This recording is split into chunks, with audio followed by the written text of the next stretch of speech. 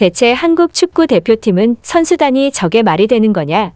중국 축구가 한국 축구를 이기는 것은 이번 생애에선 못 볼 것이다. 월드컵 최종 예선 한국 대 이란을 지켜본 중국인들이 충격을 받았습니다.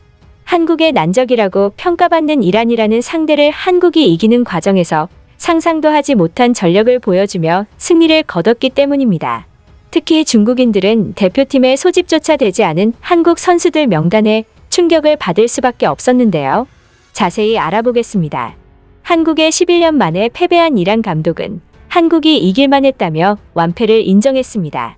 스코치치 감독은 24일 서울 월드컵 경기장에서 열린 한국과의 경기를 마치고 기자회견에서 만족스럽지 못한 장면이 많이 보였고 전반적으로 조직적이게 움직이지 못했다고 이란의 경기력을 돌아봤습니다.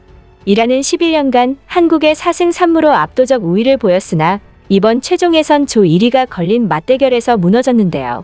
스코치치 감독은 공격이 단조로웠고 미드필드에서 유기적으로 움직일 준비도 덜 됐다. 전반에 부상자가 나온 것도 실점 장면에 영향을 미쳤다며 공격이 무뎠고 컨트롤하는 부분에서도 약점이 나왔다고 곱씹었습니다.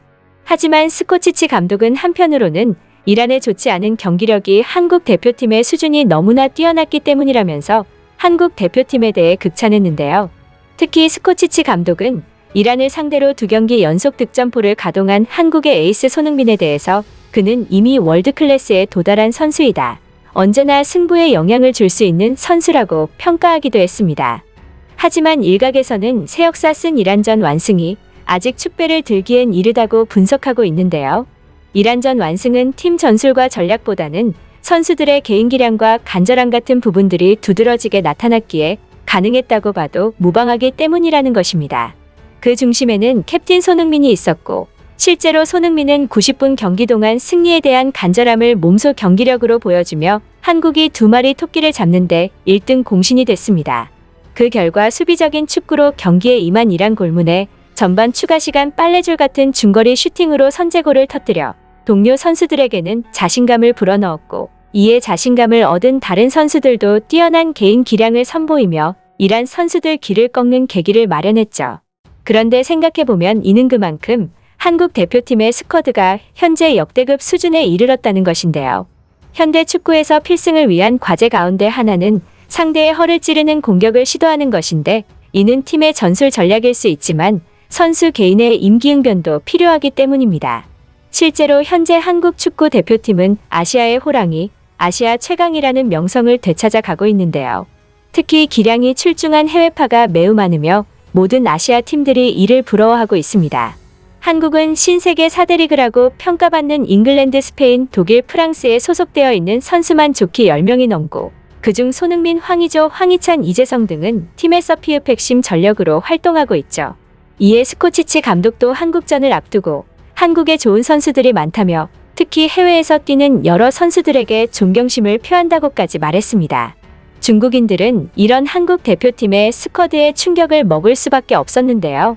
왜냐하면 한국뿐만 아니라 유럽에서도 주목하고 있는 해외파 선수들인 이동경, 이동준, 이강인 등의 쟁쟁한 선수들이 한국 대표팀 명단조차 들지 못했기 때문입니다.